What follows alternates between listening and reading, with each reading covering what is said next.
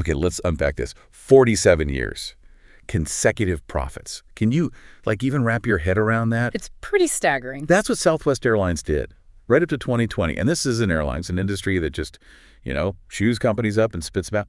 What's their secret? Yeah. Seriously, what lets them fly high when so many others just crash? It's that resilience, isn't it? And that's exactly what we're digging into today on this Short Takes on Strategy. Right. We're really focusing on Chapter 4 from Ketchen and Short's book, Mastering Strategic Management, looking at how companies like Southwest use their resources to really build success that lasts. Okay, and the big question, at least for me looking at this chapter, is this whole concept resource-based theory. The idea that having the right stuff, the strategic resources, gives you an edge. Is it actually new? Or are we just putting fancy new labels on ideas that have been around forever? That's the million-dollar question, isn't it? It cuts right to the core of strategic thinking. And Chapter 4, that gives us a pretty good framework to start picking that apart. All right, let's get down to it then. Resource-based theory, layman's terms. Okay, so essentially it argues that a company gets a competitive advantage, a real leg up, if it has strategic resources. Strategic resources. Yeah, assets, capabilities, things that let it do better than its rivals. It's about using what you've got in a way that others just, can't easily copy. Right. So my extensive collection of novelty socks, probably not strategic. Probably not, unless they're uniquely inspiring. Oh, not likely. So what does make a resource strategic, according to this theory? What are the signs? Well, the chapter lays out 4 key things. People often remember it with the acronym VRIN. VRIN? VRN. Okay. So first, it has to be valuable. It helps the company grab opportunities or, fight off threats. Then it needs to be rare, not something every other company out there has. Makes sense. Then, and this is crucial, it has to be difficult to imitate. Rivals can't just copy it easily. Maybe it's legally protected, or it's tied up in the company's unique history, or it's super complex socially. Okay. Valuable, rare, difficult to imitate. What's the N? Non-substitutable, meaning there aren't easy alternatives out there that give the same kind of benefit. You can't just swap it out for something else. Got it. Valuable, rare, difficult to imitate, non-substitutable. VR. So think about Southwest again. Their culture seems like a big one, right? Absolutely. That whole employee loyalty thing, the teamwork, the LUV symbol, which is even their stock ticker. That feels valuable, for sure. Customer service, efficiency. Yeah. And you mentioned they were on Fortune's most admired list for, 16 years straight by 2024? Clearly others find that hard to imitate. They do, and it's not just surface level stuff. How so? What's underneath? Well, think about how they built that culture. Their hiring, for instance, they really look for personality, that team fit, not just the technical skills. Combine that with profit sharing. Employees literally share in the company's success. That creates this deep sense of ownership. It's not something you can just copy by, say, raising wages a bit. It's more complex. Okay, that makes sense. It's woven into how they operate. Exactly. And think about their old strategy of only using Boeing 737s.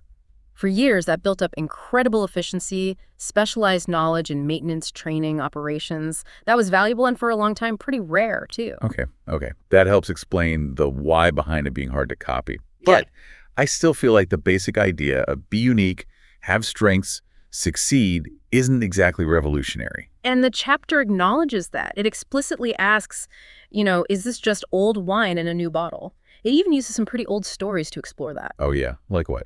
Well, they bring up Aesop. Remember the fable of the ass and the grasshoppers? Vaguely. The ass wanted to sing like the grasshopper. Right, and thought they lived just on dew. So the ass tries it, stops eating normal food, and, starves. The point being, success usually comes from a combination of things, a mix of capabilities, not just relying on one single trick.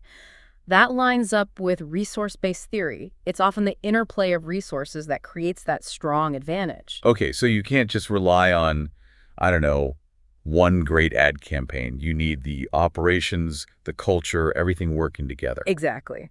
And they also talk about Philip Selznick. Back in the 40s and 50s, he had this concept of distinctive competence. Distinctive competence. Yeah, he basically said organizations do well when they have certain activities they are exceptionally good at, things that really set them apart. Think Southwest's operations or Apple's knack for innovation. Selznick saw this as a key advantage way back then. See? There you go. Distinctive competence. That sounds an awful lot like strategic resources and capabilities just mashed together. I'm telling you, resource-based theory. It just feels like new jargon for old wisdom. Okay, hold on. I see why you'd say that, but I think resource-based theory does offer something more. It gives us a much more structured way to analyze things. So true how? With those viewing criteria, valuable, rare, difficult to imitate, non-substitutable. Selznick's idea was great, insightful, yes. But Viren gives us specific, measurable-ish things to look for when we evaluate a company's assets, its capabilities. It's not just saying, oh, they're good at that. It's asking why that goodness leads to a sustainable edge based on these 4 points. A framework. Yeah. Okay. It's more formal, I'll give you that. But the gut feeling, the intuition, being uniquely good at something helps you win. That still feels like, common sense wrapped up in academic speak. But it's common sense that's now backed by a ton of research. The chapter mentions this huge study, like tens of thousands of organizations, and it showed a clear link between having resources that meet those Viren criteria and actually performing better as a company. Data. Yeah, data. That adds real weight, wouldn't you say? It gives it a level of validation that maybe wasn't there with the earlier ideas. Okay, fair point. Data does matter. Now, the chapter also digs into tangible versus intangible resources. What's the deal there? Right. So tangible is the stuff you can touch. Buildings, machines, cash in the bank. Got it. Physical stuff. Intangible is the non-physical stuff. Knowledge, patents, brand reputation, that company culture we talked about, employee skills. Okay. And here's the kicker. Intangible resources are generally more likely to meet the Viren criteria. They're usually the ones that give you that long-term sustainable advantage. Why is that? Well, think about it. It's way easier for a competitor to buy the same machines or build a similar factory than it is to replicate a unique company culture that's taken years to build or to copy deep-seated knowledge and skills. Makes perfect sense. You can buy machines. You can't just buy, like, Southwest LUV. Exactly. And that brings us nicely to capabilities. Resources are what you have. Capabilities are what your organization can do with them. Okay, so the doing part. Precisely. Think of Amy Barnett's company, 50 Star Productions, the one making those enormous American flags. Oh, yeah, those giant ones. She has the specialized know-how, the skills that's a capability to make those massive flags. Most others couldn't just do it, even if they had the fabric and sewing machines. So the skill is the capability. Right. Or Southwest's great customer service, that's a capability built on their cultural resource. Resource enables the capability. Got it. And then there's another layer, dynamic capabilities.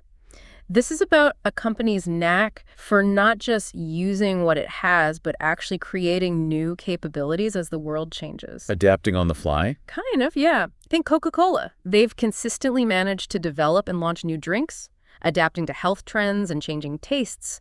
That ability to keep innovating new brands, that's a dynamic capability. And that probably helps keep them on those most admired lists, like Fortune's list in 2024. Definitely. They don't just rest on Coke. They have a capability for evolving. Okay. Resources, capabilities, dynamic capabilities. We're slicing this pretty thin now. But honestly, it still feels like we're just dissecting that core idea. Isn't distinctive competence basically the big umbrella covering all of this? What you have, what you can do with it, how you adapt? Isn't that what Selznick was getting at? No. Look, I really have to push back on that. Seriously. The Viren criteria, valuable, rare, difficult to imitate, non-substitutable, that framework, is way more specific. It's actionable. Actionable how? It lets you make strategic choices. It's not just this fuzzy idea of being good. It forces you to really analyze why something is a strength and whether that strength will last. Saying it's the same as distinctive competence, I think that's really oversimplifying things. It ignores the detail, the research. Whoa, okay. I'm not trying to oversimplify. I'm trying to connect the dots here. Yeah. It just feels like we're swimming in jargon sometimes. Distinctive competence, strategic resources, capabilities. Aren't we all just trying to figure out why some companies win and keep winning? But the precision matters. That's what makes resource-based theory useful. It's not just saying find your strengths. It's about understanding the nature of those strengths. Knowing a resource is valuable and rare, but easy to copy. That leads to totally different decisions than if it's also hard to substitute. That detail is critical. Oh no, my grape juice, it just went everywhere, all over the white carpet. Are you serious? Your grape juice. It's purple everywhere. Ugh, this is just great. This was a rental. I really like this carpet. Oh, wow. That's not good. White carpet. The whitest. It looks like some kind of abstract art disaster now. Fantastic. Okay, hold on. I gotta grab something. Maybe I can salvage. Ugh, I really wanted a new carpet anyway. Maybe this is a sign, but this isn't even my carpet. Right. Well, good luck with that. Maybe some club soda. Muffled. Yeah, yeah. Club soda, salt, everything. Be right back. Okay, take your time. Yikes. Pause. Returning, sounding a bit stressed. Okay, well, that happened. Let's just say the grape juice is currently winning the battle against the white carpet. Probably going to lose the war, too. Ugh. Where were we? We were debating the unique value of the VRN framework versus broader concepts. Right, frameworks versus flooring, deep stuff. Trying not to sound amused. Maybe the sudden crisis highlights the importance of, say, non-substitutable cleaning solutions. Or maybe just not drinking grape juice near white carpets. Troubling. Huh, yeah, lesson learned. Okay, so VRN. Maybe there is more granularity there than just semantics. How do companies actually protect these resources, though? Especially the hard-to-imitate ones. Intellectual property comes in here, right? Absolutely. IP is a huge part of making resources difficult to imitate, legally speaking. The chapter breaks it down into 4 main types. Okay, lay them on me. First, you've got patents. They protect inventions for a certain time. Think like the mechanics of the Slinky toy or that cardboard sleeve for hot coffee cups, the Java jacket. Right, gives the inventor exclusive rights for a while. Exactly. Then there are trademarks. These identify an organization, logos, brand names, sounds even. McDonald's arches, the Nike swoosh. Louboutins' red soles on their shoes. Right. Or university logos. They guard those fiercely. And remember, Isis Pharmaceuticals changing its name to Ionis. Shows how vital that brand name is. Yeah, bad association. Okay, patents, trademarks. What else? Copyrights. These protect artistic and literary works. Books, songs, software code, movies. The chapter mentioned that whole fight over Light My Fire and the new questions around AI-generated stuff, like Fable Studios' showrunner platform. Right, who owns the copyright if AI creates it? Yeah. Messy. And music piracy, especially in places like China, is a constant copyright battle. Okay, and the last one. Trade secrets. This is the secret sauce, literally sometimes. Formulas, practices, designs that give a company an edge because nobody else knows them. Like KFC's 11 herbs and spices. Exactly. Or the Coca-Cola formula, Dr. Pepper's recipe, even tech stuff like that whole drama with the Google engineer taking self-driving car secrets to Uber. That was about trade secrets. So they're valuable because they're secret. Precisely. As long as you keep it under wraps, it can be a huge strategic resource. It relies on confidentiality, not a formal registration like a patent. So patents, trademarks, copyrights, trade secrets, all ways to make resources harder to imitate, bolstering that idem vint. Definitely. They're really important tools in the strategic toolkit for sustaining an advantage. Okay, this has been quite a journey. Through theory and unfortunate spills.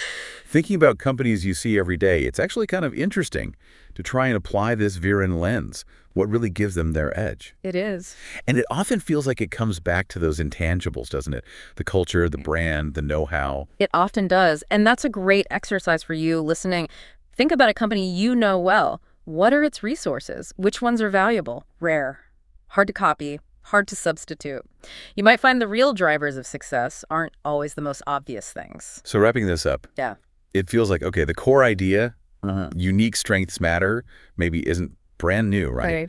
Aesop and Selznick were onto something. But resource-based theory, with the VRN framework, the focus on capabilities, the research backing, it does seem to offer a much more structured, more rigorous way to analyze why those strengths matter and if they'll last. I still kind of like the simplicity of distinctive competence, though. And that's fair. Understanding the history, the foundations, is important. Resource-based theory didn't spring out of nowhere. It builds on those earlier ideas. But I'd argue its systematic nature, those specific criteria, make it a more powerful, more practical tool for managers trying to actually build and keep a competitive advantage today. All right. So on this Short Takes on Strategy, we dove into Chapter 4 of Mastering Strategic Management. We've tackled resource-based theory, the VRN criteria. Valuable, rare, difficult to imitate, non-substitutable. Got it. We debated the whole old wine, new bottle thing, compared it to distinctive competence. Talked tangible versus intangible resources, capabilities, dynamic capabilities. And looked at how intellectual property fits in. And survived a grape juice catastrophe, mostly. Mostly. So that initial question, that old ideas or new framework, it seems like maybe it's a bit of both. The core insight isn't new, but the framework, the rigor, the research, That adds significant value. Yeah. Okay, so here's a final thought for you, the listener. Pick a company you really admire. Try to pinpoint what you think its most strategic resources are using that VRN idea. Then ask yourself, are the ideas behind those resources truly novel? Or are they maybe timeless principles just applied really well right now? What actually makes an idea new in business strategy anyway? Something to chew on.